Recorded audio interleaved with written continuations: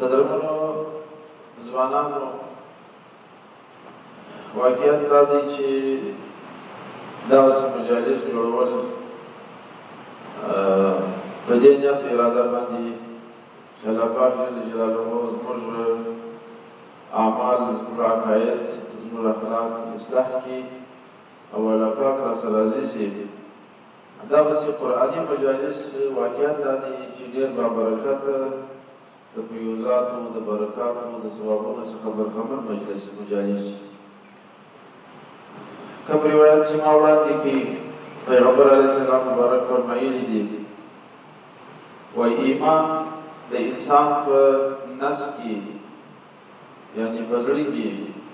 داسې زړېږي لکه څنګه چې د کالي و جامه زړېږي نو د الله تعالی څخه سوال وکړئ چې ستاسې ایمانونه در نوي کړي در تازه یې کړي د ایمان د تازه کېدلو د ایمان د قوي کېدلو لپاره دعا د عبادت دی ذکر دی او د ایمان د تازه کېدلو او د ایمان د قوت لپاره دغسې علمي و قرآني مجالس دي د باندې ډېر ظلمتونه او ډېرې خیرې ډېر داسې اعمال شته چې هغه د انسان د زړه د خیرنېدلو د انسان د زړه د تورېدلو اسباب خو کله چې په داسې مجلس کې سړی کښېني هلته د الله تعالی جل جلاله د وحدانیت د رب جل جلاله د انعاماتو د جنت او د دوزخ مذاکره یې د نبي علیه السلام مبارک د اخلاقو مذاکره یې دا تاثیر دا یې چې الله پاک جل جلاله د انسان په زړه کې یو بدلون راولي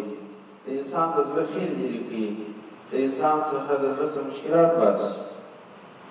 حضرت عمر رضی الله عنه فرمایي وایي ډېر ځله داسې وي چې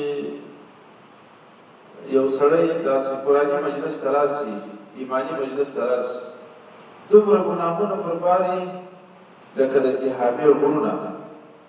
تهامه د جزیرة العرب څخه تر یمنه پورې په دغه ساحه کې جګ جګ غرونه دي نو د دې سړي پر وړو دومره لوی لوی ګناهونه بار یي لکه دا د تهامې غرونه د دې خواهش د دې مجلس څخه وځي دومره صفا وځي چې هیڅ ګناه نه یې باندې پاته وجه دا یې چې په دې مجلس کې د الله پاک جل جلاله د رحمتونو د الله تعالی جل جلاله د لوی د الله جل جلاله د جنتونو د الله پاک د دوزخونو بیان یې نو په انسان کې مراجعه پیدا شي په انسان کې دا شوق پیدا شي دلته الله پاک ته رجوع وکړي چې خدای پاک زما توبه ده یا به داسې اعمال نه در سره کوم التائب من الذنب کمن لا ذنب له چا چې د ګناه څخه توبه وکړي بیا خو داسې نه لکه هېڅ ګناه چې نه یې کړی نو دا واقعیت دی چې د هغه خاصه د ګناه سبب راغلي او دلته چې کله بیا د دې ځای څخه خارجېږي په داسې حالت کې خارج دی چې هېڅ ګناه ورده باندې نه یې پاته نو زموږ امید دا دی چې دغه مجلس هم په دغسې فکر و اراده جوړ شوی دی چې الله پاک جل جلاله زموږ ستاسې د اعمالو اصلاح وکړي الله پاک زړونه را صفا کړي الله پاک اخلاص را پکې پیدا کړي